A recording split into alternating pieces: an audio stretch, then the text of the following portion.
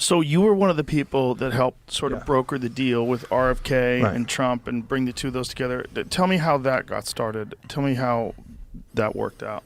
Joe Rogan hosted Casey and Calley Means on his podcast, and as these two are so good at, they exposed the disturbing American health statistics and the corruption and conflicts of interest that exist between big government, big food, big pharma, big agriculture, etc. I've done multiple videos on these topics, and it's not hard to find these two talking about these things throughout the internet. We know that it's bad. People are waking up to it, but what are we going to do about it? What are we going to do to fix it? Well, this is what they get at here in this clip that I'm about to show you with Joe Rogan. And this is interesting because this is obviously a topic that is important to Rogan. And Rogan asked Calley Means to talk about how he connected RFK Jr. to Trump.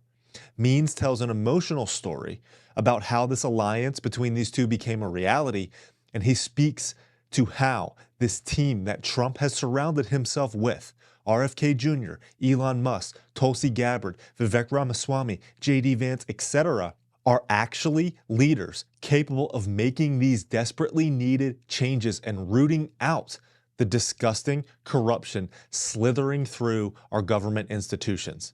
Then, listen to what Rogan says in response at the end of this. Here's the 7 minutes of gold from this over 2-hour interview. So you were one of the people that helped sort of broker the deal with RFK and Trump and bring the two of those together. Tell me how that got started. Tell me how that worked out. Yeah, I mean, when I think about that story, I literally think about 2021.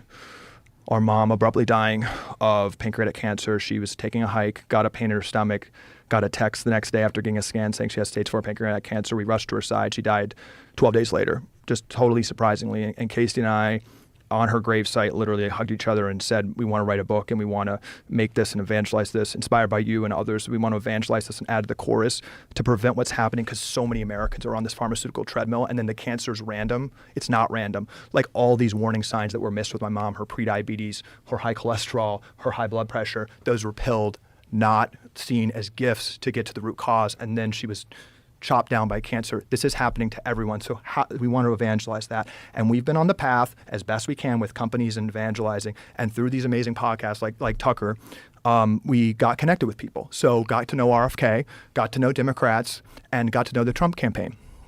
And in the past year, I will say this, the Trump campaign has been extremely interested in the policy of why kids are getting so sick. And if you go back a year ago, President Trump actually at rallies to loud applause has been talking very similar points to RFK. So we got to know RFK. Sitting, watching the first assassination attempt, I had like a spiritual, what I can call it, kind of out-of-body experience. And I felt the need to call Robert. I think what he has done is historic. The fact that he was getting up to 20% of the vote, highlighting this issue, tapping in, I think, to this consciousness and tapping into this, to this stream that you're tapping into, I think it really showed something. And I had this vision for a year. Actually, it sounds very woo-woo, but I was in a sweat tent with him in Austin at a campaign event 6 months before, and I just had this strong vision of him standing with Trump, and how what RFK represents is actually what Trump represents, and actually what almost every American's feeling, which is this frustration and this rigged thing and this thing that doesn't quite feel right, that you can't quite put your finger on. And it was so clear to me that how RFK talks about health personifies this overall kind of institutional capture. It makes it real for people in a really visceral way because it's clearly impacting their kids. So that was all the context. Picked up the phone, called him, and just urged him, you know, as a supporter, as a lowly supporter, to consider maybe this is the time, as President Trump put his fist up, as you know, with all this momentum. There's rare moments in history where the deck can change. And I really felt, and he felt, like this could be a realignment of American politics, because that moment felt very heavy after the assassination. So we went back and forth, and he asked to, you know, he's like, let me talk to him. So I worked with Tucker, and we connected them that night. And here's the key point I want to make from my small vantage point here. They had weeks of conversations, and there was not a discussion of polling. There was not a discussion of the horse race and how this would impact the race. These were tear-filled conversations about why kids are getting so diabetic, about why we have such obese children in the United States, about why we have a fertility crisis. Like, this was a true connection of these two men and a true deep bond, which I think you're seeing out there on the campaign trail, that this transcends politics, and Trump wants this to be a generational issue for him. And I just want to say something. I think we're at a big moment here. We're debating trivia. Like, I think the two most existential issues are nuclear war or what's happening to our health. And whatever you think, and I used to be a never-Trumper, watching him care about this issue, watching what's happening with the RFK, watching what's happening of how that's resonating with voters, seeing Smalley, from my small vantage point inside, there is tremendous connection of these two men and moral clarity of seeing what's happening. And my question is this, and to anyone kind of considering voting in this election, Trump is going to say stupid shit. He is Trump. We know who he is. There's two important questions to ask. Who sees this corruption and institutional capture that's going to destroy our country, I think, to an existential level? And who is willing to suffer that blowback? Who is willing to go up against these military-industrial complex, the healthcare-industrial complex, the education-industrial complex that's making us a non-competitive? Like, they are ready. Who is going to appoint? This is a question I have. Who do we believe is going to appoint people like RFK, people like Elon Musk, to stir stuff up? Who is going to do that? Like, that to me is the foundational question.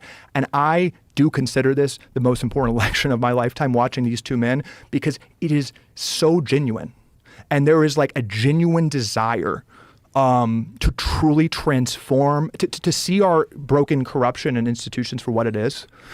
And really, truly, I think prevent nuclear war and dramatically reverse our health crisis. Trump has said that his one big mistake last time was personnel, was that the pharma and the ag slithered in and gave him the list of names.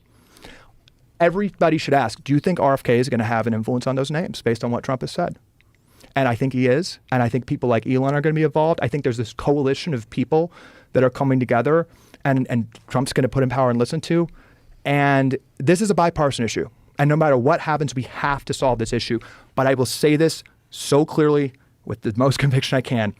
We will be on the verge, I think, of a health population collapse, societally destabilizing event, unless true executive leadership sees this corruption and this issue for what it is and says we need a radical transformation in how we see agriculture and how we see health, our two largest industries. I think we have to have that. And every single member of Congress I meet with, including Democrats, say that in order for this issue to get done, we need a president to make this the priority to talk, because that gives us air cover, and there could be transformational change if a president does that. So that's what I've seen from being in this. And I can tell you, President Trump has kept every promise to RFK and deeply cares about this issue. It also seems like if this isn't done now, they will take steps to make sure it can never be done in the future. Look what they're saying. Yeah. Look what they're saying about free speech. Yeah, this is it's such a unique time, and it seems like without a person that's a total outsider like Trump, that's being so attacked. The fact that it's not just that they disagree with him, they attack him, it's that they do it in unison, they do it so coordinated that you realize there is a machine behind this, and that they repeat the same talking points over and I mean, it's like they're given a script, and that there's no repercussions for lies. There's, with the Russiagate stuff, with all the various different things that have been concocted to try to take him out, there's no one gets in trouble, and the same people are still disseminating the news. And more people, I think, are aware of that than ever before, and more people aware of this institutional capture. You heard it there from Rogan. Our institutions have been captured, and they have inflicted damage and pending devastation upon us, the everyday American people, our families, and our kids. We finally have an opportunity to take this back by electing a once-in-a-generation administration.